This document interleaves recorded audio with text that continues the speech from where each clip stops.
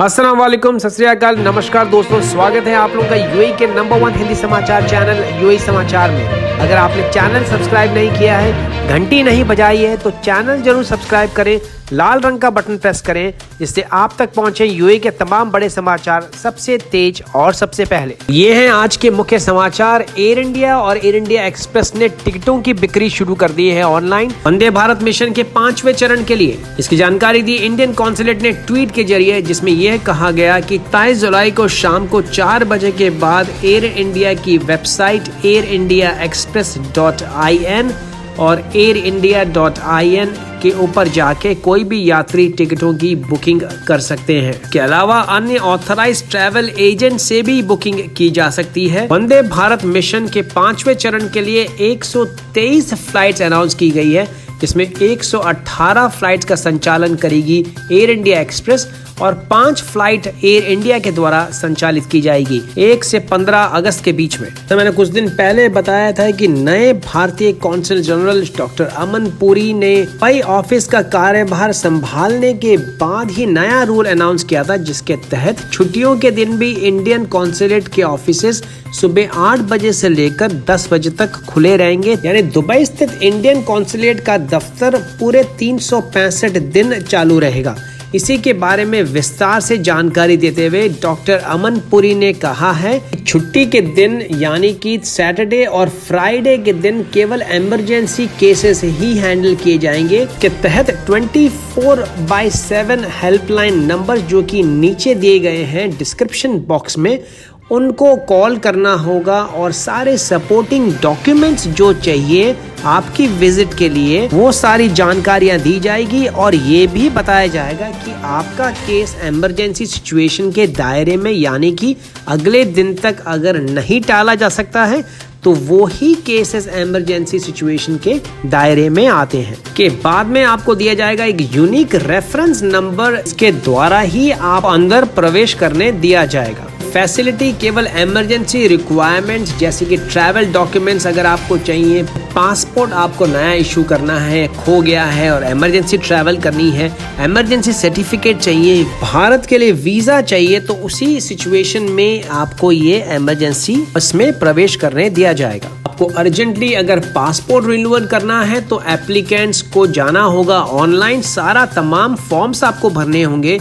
उसका print out साथ में लेके आना होगा, लेटेस्ट फोटोग्राफ जो कि बिल्कुल लाइट बैकग्राउंड में हो, पासपोर्ट का पहला और आखिरी पन्ना, वीजा कॉपी और एमिरेट्स आईडी नंबर, साथ में डॉक्यूमेंट्री प्रूफ इमरजेंसी सिचुएशन का। इसके अलावा तमाम इमरजेंसी सिचुएशंस या लेबर इश्यूज भी उठाए जा सकते हैं छुट्टी के दिन में। डॉक्टर अमन पुरी ने लोगों से ये भी आग्रह किया है कि लोकल सिक्योरिटी ऑफिस आवर्स के बाद में या छुट्टी के दिन काफी बड़ी तादाद में लोगों का मिलना या आना अलाउ नहीं करती है, इसलिए केवल इमरजेंसी सिचुएशंस वाले लोग ही प्रवेश करें इंडियन कॉन्सुलेट में। इसके हेल्पलाइन नंबर इस प्रकार है 056-546-3903 जो कि 24/7 चालू रहता है। उसके अलावा 054-3090-575 या आखिरी में 571 और 572 ये चालू रहेंगे सुबह 8 से लेकर शाम को 8 बजे तक पूरे 7 दिन। दुबई और अबू धाबी बॉर्डर पे कम से कम रोज 6000 से भी ज्यादा लोगों के कोविड-19 के टेस्ट किए जा रहे हैं। ये जानकारी दी है श्री अब्दुल्ला ए राशिदी जो कि प्रवक्ता है तमू हेल्थ केयर, जो कि अबू धाबी सरकार के द्वारा चलाई गई एक मेडिकल कंपनी है। सबकी टेस्टिंग लेजर टेस्ट के द्वारा की जा रही है, जो तकरीबन 5 मिनट के अंदर अपना रिजल्ट दे देती है। महज 50 दिरहम ही आपको भुगतान करना होगा। हालांकि इसके लिए कैश की सुविधा नहीं है, आपको या तो डेबिट कार्ड या क्रेडिट कार्ड के द्वारा ही आप इसका पेमेंट कर सकते हैं। रैपिड टेस्ट जिसको बनाया है क्वांटलेस इमेजिंग लैब, जो कि अबू धाबी की एक इन्वेस्टमेंट कंपनी के द्वारा प्रायोजित इंटरनेशनल होल्डिंग कंपनी है। कोरोना महामारी के खिलाफ इस लड़ाई में ये काफी कारगर सिद्ध हुई है। जहां अमूमन लोगों को घंटों लगते हैं टेस्ट के लिए, ये केवल 5 मिनट के अंदर टेस्ट भी दे देती है। पूरी टेस्टिंग फैसिलिटी एक टेंट के अंदर संचालित की जा रही है घंटूट बॉर्डर पे अबू धाबी एंटर करने से पहले। और अच्छी बात यह है कि भरपूर ध्यान रखा गया है सोशल डिस्टेंसिंग का। इस पूरी टेस्टिंग फैसिलिटी में 45 से भी ज़्यादा टेबलें लगाई गई हैं। हर टेबल पे मौजूद है पैरामेडिक टीम के 2 स्टाफ। पुलिस ने लोगों को आगाह किया है कि घर से बाहर बिना मास्क के निकलने पे होगा 3000 दिराम तक का जुर्माना या मुखालफा। ये चेक करने के लिए अबू धाबी पुलिस ने अपनी मुहिम तेज कर दी है, जिसमें साइकिलिंग, बाइक और पुलिस पेट्रोल कारों का उपयोग किया जा रहा है स्थिति को नियंत्रण में। कि पुलिस 180 से भी ज्यादा पुलिस पेट्रोल की तैनाती करेगा आने वाले ईद अल अजहा के त्योहार के दौरान। इसकी जानकारी देते हुए brigadier Abdullah Mubarak bin commander in chief है शारजा पुलिस के, उन्होंने कहा कि इस दौरान पुलिस की टीमें जितने भी इंटरचेंज हैं, ट्रैफिक सिग्नल्स हैं, शारजा के तमाम पब्लिक बीचेस हैं, उन पे ये सारी टीमें कड़ी निगरानी रखेगी।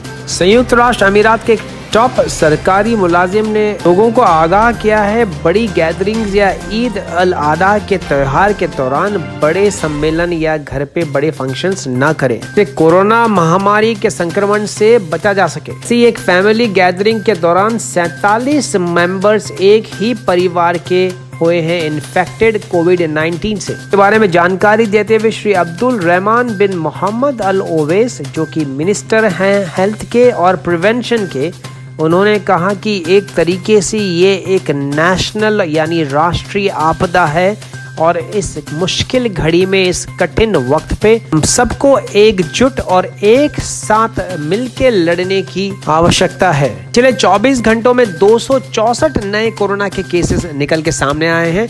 दूसरी तरफ 328 नई रिकवरीज भी देखी गई है संयुक्त राष्ट्र अमीरात में। वहीं एक नई मृत्यु भी दर्ज की गई, इसको मिला के टोटल मृतकों की संख्या हो गई है अब तक यूएई में 345।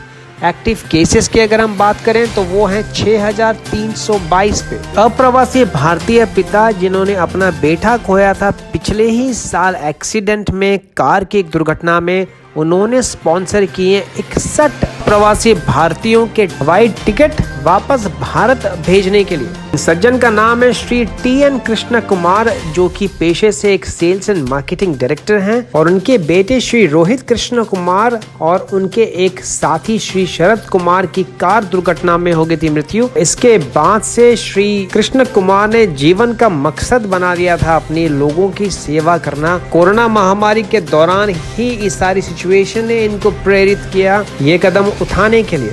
इसके अलावा 1000 से भी ज्यादा बच्चों की पढ़ाई की देखरेख वो कर रहे हैं केरल सरकार द्वारा संचालित स्कूलों में। आज शारजा में 15 साल की भारतीय बालिका की मृत्यु हो गई तीसरे माले की बिल्डिंग से गिरने के बाद। हादसा हुआ है संडे यानी रविवार को तड़के सुबह। बच्ची के पेरेंट्स के मुताबिक आखिरी बार उन्होंने उसको टीवी देखते हुए देखा था रात को सोने से पहले, और उसकी दूसरी जुड़वा बहन भी घर में सो रही थी बेडरूम में। पुलिस को पास में चलते किसी राहगीर ने सूचना दी और उसके बाद में पुलिस ने सूचित किया घर पे जाके उनके पेरेंट्स को, तब जाके इस दुखद समाचार का पता चला। पुलिस ने फिलहाल सुसाइड की एंगल की पुष्टि नहीं की है और इस पूरी दुर्घटना को एक एक्सीडेंट करार दिया है, हालांकि अभी पूरी जांच बाकी है। उधर पड़ोसी देश ओमान ने ऐलान किया है कि ईद अल अजहा की छुट्टियां अब जुलाई 30 तारीख से लेकर अगस्त 6 तारीख तक एक्सटेंड कर दी गई है। ओमान के नए राजा हिज मैजेस्टी सुल्तान हाइथम बिन तारिक के शाही फरमान के बाद। ये थे अब तक के मुख्य समाचार। दोस्तों, अगर आपने चैनल सब्सक्राइब नहीं किया है तो चैनल जरूर सब्सक्राइब करें,